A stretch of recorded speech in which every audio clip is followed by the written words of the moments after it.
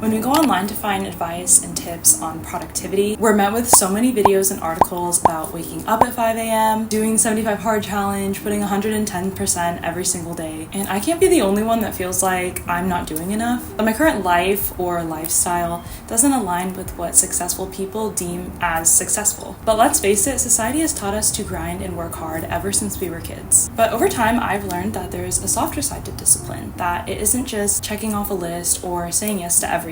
Discipline is an act of self-love and creativity. It's learning how to work with your body, love yourself, and care for yourself through your actions. Don't get me wrong, for some people having a really strict routine and schedule for themselves might actually help be a guide for them to accomplish their dreams and goals. But for others, a packed schedule doesn't always benefit them in the same way. If there's one thing I want you to take away from this video, it's that finding intention with your routine is about aligning your actions with your core values, embracing your authentic self, and actively shaping your existence in service to your dreams and passions.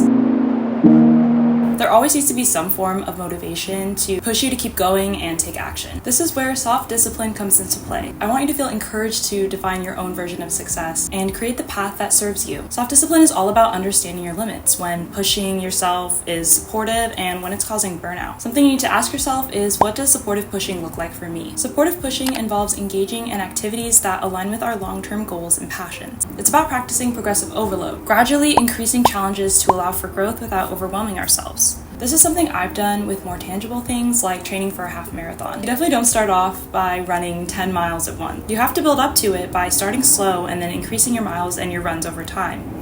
If I started off hurting my body and pushing it beyond its capacity, I definitely would have experienced injury and burnout from the very beginning. The same approach can be applied for starting a new hobby or a new habit. Honor where you're at and set realistic goals and expectations for yourself. It's really important to have milestone goals along the way so that you can see your progression and honor the commitment that you're setting. Another way to know that supportive pushing is working versus not working is feeling more energized and balanced when you first started. Sometimes we put pressure on ourselves and an expectation that we should feel like a brand new person after finishing our goals. But if you've pushed yourself beyond your limits before, you'll know that by the time you get there, you're so drained and exhausted that you can barely enjoy the benefits that you were expecting. Putting pressure on yourself or inciting fear will definitely make you feel burnt out. I have been there so many times. Sometimes I think it's easier to be hard on yourself, but truly, it's the moments where I gave myself grace to go slow and make time for myself and not put so much pressure on the situation, even if it felt urgent in the moment. That already sets a better relationship that you have with the goal, because you're not expecting it to change your life right away. You're just expecting yourself to grow along the way. So this is your reminder to seek out those motivators that will inspire you and find your own pace and flow with your habits. And remember that it's okay to start small. Speaking of burnout, again, this can happen when you're trying to develop a brand new routine or habit. So here are some signs that you are heading towards burnout, or maybe you're already burnt out, because it really can sneak up on you. First sign is constantly feeling overwhelmed and anxious, which I know for me, that's kind of me all the time, but more in a way that affects your everyday life. Have you ever had those days where you just can't catch your breath because of the never-ending to-do list that you might have on your plate, or just everything going on in your life? That constant state of being overwhelmed can lead to anxiety, making it hard to relax and enjoy anything. This feeling is often a result of burnout because you can't think straight, you're not motivated anymore, and instead of feeling excited about what you're doing, you just feel anxious. I know this type of feeling can be out of our control, whether you just have a really busy schedule or a lot of obligations in your life, like being a mother or being a student. And even though this is kind of this normal state of being burnt out, I think unlearning the fact that we shouldn't be feeling burnt out all the time is part of the process. It's still important to recognize that this feeling may be affecting you a lot more than you think, and even if it's just a state that you can't really control and that feels like you're normal, don't feel like burnout is inevitable. There are always ways that you can recognize it and tackle the things that you can control. The next sign is decline in the quality of work and personal life satisfaction. You might be starting to notice that your work isn't up to your usual standards, or you're just not enjoying those activities that you used to love. This drop in quality can affect everything from your job performance to your personal relationships. That's why it's super important to find balance with self-care when you're increasing your productivity. Things really start to feel heavy when you lose yourself in the process. Losing yourself is something I've experienced a lot in my life. It really does affect how I interact with people, how I interact with myself. It's one of those things that you just feel so out of control for, and that you feel like you have to dig yourself out of this hole. I think burnout can really take away from how we view ourselves and our identity. So it's important to recognize when those moments happen so that you're able to take a breath and work towards helping yourself get out of that burnout state. And lastly, physical symptoms. Burnout isn't just in your head, it's in your body too. Things like frequent headaches, trouble sleeping, or stomach issues can be signs that you're pushing yourself too hard. Now that we've talked about what burnout can look like, let's finally talk about how to prevent burnout. To prevent burnout, it's crucial to incorporate some practices into your routine that help maintain your balance and overall well-being. Here's some things that I do to prioritize my wellness and keep burnout at bay. Number 1, make sure to take short breaks throughout your day. Even if it's just a 5-minute break to stretch, to walk, go outside, it can really do wonders for your energy level and focus. It really feels like hitting a reset button, just getting yourself in a different environment that you're currently in really can make all the difference. If you have an extremely cramped schedule, you might be like, Joni, I don't have time for a break. I don't know what you are trying to tell me. But I promise you, you have a lot more time than you think. Sometimes it can just come down to perspective, because I know that for me, I'm always making excuses of not having enough time, but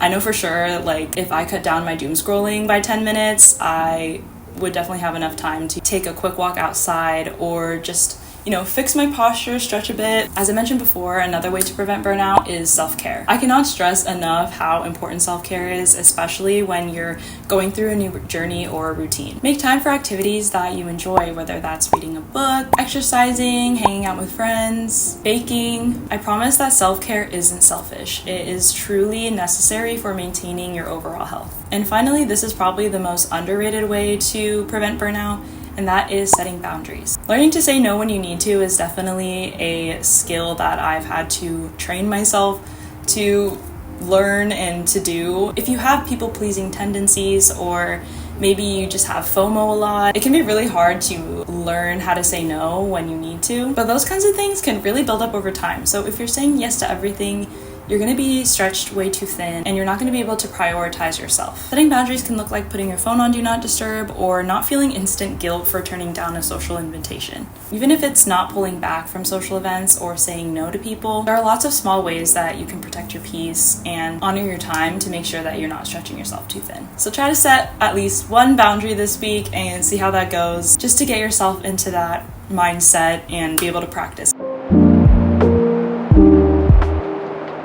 If you struggle to be consistent, oftentimes it comes down to not setting realistic goals for yourself. I'm a Capricorn, so as you know, I'm always thinking of how I can improve, and a lot of the times that comes with unrealistic expectations. Things pop up in my head like, I should have written a book by now, or I should have had this amount of money saved by now. So I definitely understand struggling with establishing that consistency in your life when there's just so much that you want to do. Something we at Passion Planner always preach is breaking down your goals into smaller, manageable steps. This will really help you feel more in control of your goals. For example, instead of saying I want to write a book, start with I will write 30 minutes a day. Doing this exercise will help make your goals feel a lot more achievable and will keep you motivated. Another way to be consistent is to always incorporate things and plans that bring you joy. We need to remind ourselves that making changes in our lives doesn't mean that we have to sacrifice what we love. You're a lot less likely to follow through with a routine or a habit if it's not fun and it's something that you don't enjoy. For example, I love reality TV, but I know that it's not the best use of my time to just sit on the couch and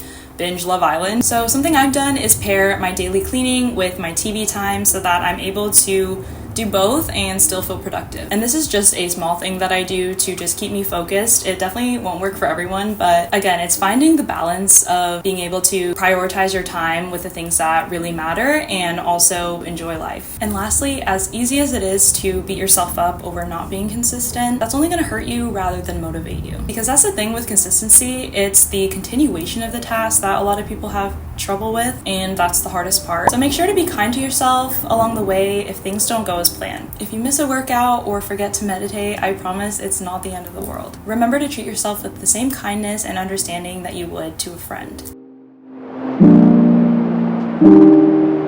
Breaking down your goals in your notebook or having a routine checklist isn't always enough, so it's okay to lean on tools to help you create that consistency. First tool you'll need is, of course, a planner or a journal, but you can really use any type of notebook that helps you. I like to use a planner or journal to help me establish routines. This could include your morning routine, study schedule, or exercise plan. Writing things down makes them so much more concrete and helps you stay organized.